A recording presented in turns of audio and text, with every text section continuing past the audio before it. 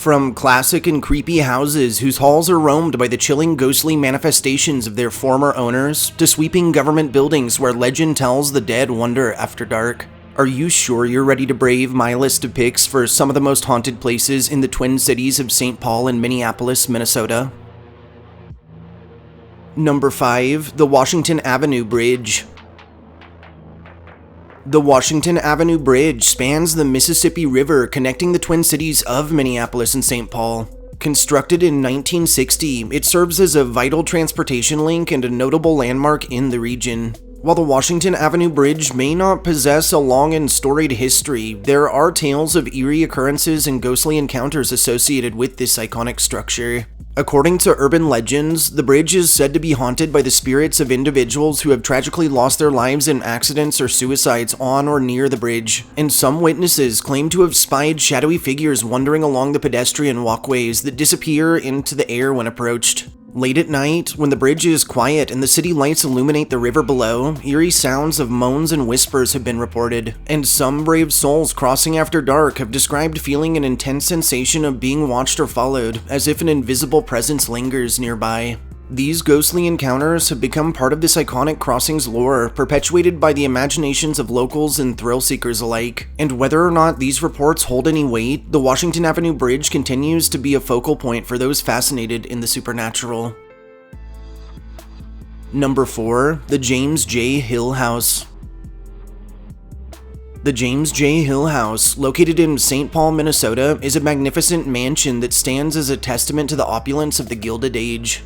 Built between 1888 and 1891 for railroad magnate James J. Hill, it's recognized as an architectural marvel designed by the renowned Peabody and Stearns. Historically, Hill was known for his success in building the Great Northern Railway and his significant influence on the development of the American Northwest as a whole, and this house served as the Hill family's residence until 1916 when they donated it to the Roman Catholic Archdiocese of St. Paul and Minneapolis. Over the years, numerous reports of paranormal activity have surrounded the James J. Hill House, with both visitors and staff members having claimed to have experienced unexplained phenomena, lending an eerie atmosphere to the grand mansion. One common ghostly presence reported on site is that of none other than James J. Hill himself. Witnesses have described seeing the apparition of a well-dressed man believed to be Hill, often accompanied by the faint smell of tobacco smoke, and some have reported hearing footsteps and the sounds of doors opening and closing even when no one else is present. Another frequent paranormal occurrence is the sighting of a young girl in a white dress. Legend has it that this is the spirit of a former Hill family maid who tragically died by falling down the house's grand staircase, and whose soul now lingers within the mansion. Notably, visitors have claimed to catch glimpses of this ghostly girl or feel a mysterious presence right near said staircase. Strange noises, unexplained cold spots, and objects moving on their own have also been reported across the estate, and these supernatural experiences have only further added to the mystique surrounding the James J. Hill House, attracting both history and paranormal enthusiasts alike. Number 3. The Minneapolis City Hall. The Minneapolis City Hall, located in downtown Minneapolis, is an architectural gem that has served as the seat of the city's government since its completion in 1906. Designed by Long & Keyes architects, the building's distinctive Beaux Arts style and clock tower make it a prominent landmark within the city. Despite its status as a place of civic governance, Minneapolis City Hall has acquired a reputation for its hauntings, with frequent reports of spectral sightings and unexplained phenomena. One of the most enduring ghost stories associated with this building involves the apparition of a former mayor. Legend has it that the ghost of Alberto Alonzo Ames, who served as mayor of Minneapolis through the late 19th century, haunts the premises, and witnesses have reported seeing his ghostly figure dressed in period clothing wandering the corridors and disappearing into thin air. Some have also claimed to have felt his sense of authority or power emanating from the apparition, as if Ames still watches over the city he once governed. Other paranormal occurrences within the Minneapolis City Hall include strange noises echoing through empty chambers, unexplained temperature fluctuations, and the feeling of being watched, and several employees have reported encountering a ghostly presence in their offices, hearing footsteps when no one else is present, and experiencing objects moving around inexplicably.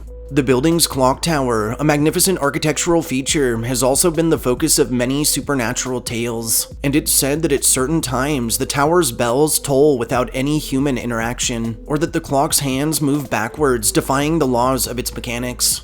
These ghostly encounters have become part of the lore surrounding the Minneapolis City Hall, adding an air of mystery and intrigue to the historic structure, and visitors and employees alike continue to share mounting experiences, keeping the stories of the building's hauntings alive.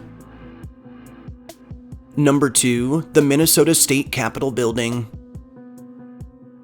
The Minnesota State Capitol Building, situated in St. Paul, stands as both an architectural masterpiece and as seat of government for the state. Designed by renowned architect Cass Gilbert and completed in 1905, the Capitol Building is a symbol of political power and a testament to Minnesota's rich history as a whole.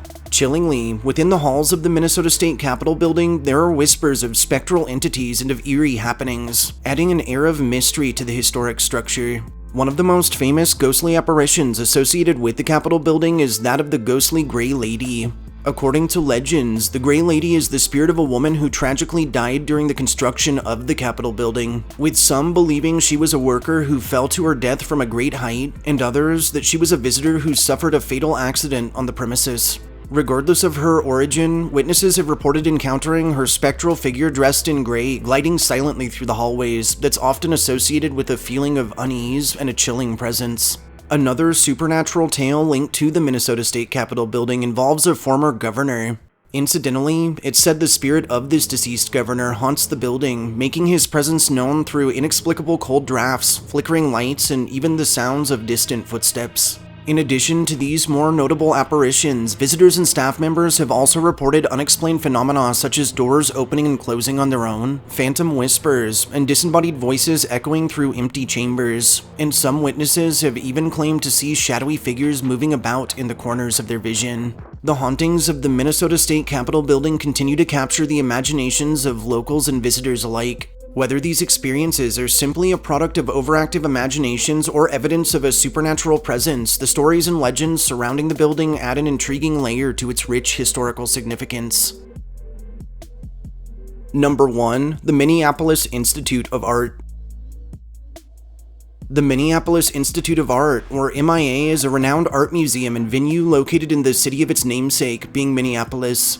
Established in 1883, the MIA is known for its extensive collection spanning various periods and cultures that showcases artworks from around the world. Within the hallowed halls of the Minneapolis Institute of Art, whispers of supernatural occurrences have captivated the imaginations of staff and visitors alike. One of the most prevalent ghostly tales revolves around a portrait known as the Crying Boy. This painting, rumored to be haunted, is said to bring misfortune to anyone who looks at it for too long, and visitors claim to feel a sense of unease while in its presence, while some even report experiencing unexplained phenomena such as cold drafts or the sound of a child softly crying. Notably, the origins of its haunting and the mysterious connection to the painting remain a subject of both speculation and fascination. In addition to the Crying Boy, there are also accounts of other unexplained phenomena occurring within the museum.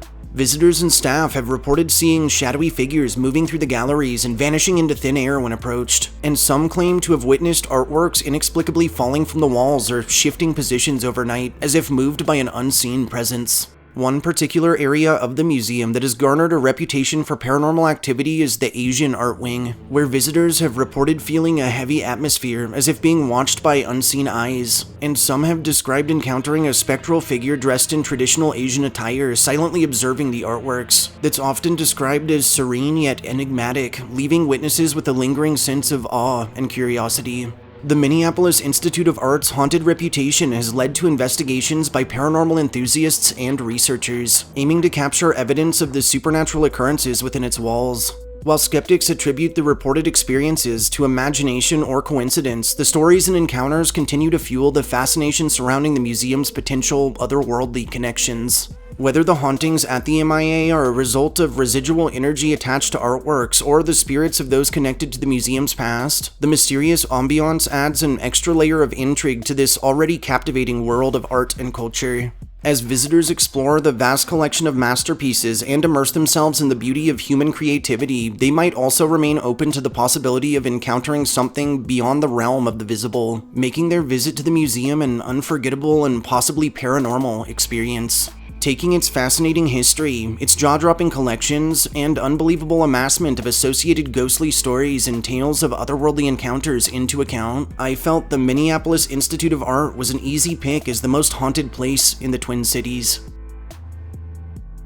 Thanks for joining me for my picks for some of the most haunted places in the Twin Cities. If you enjoyed hearing my histories and ghost stories, subscribe to my channel, like this upload, and share me with anyone you feel could use a good scare. I'll catch you next time.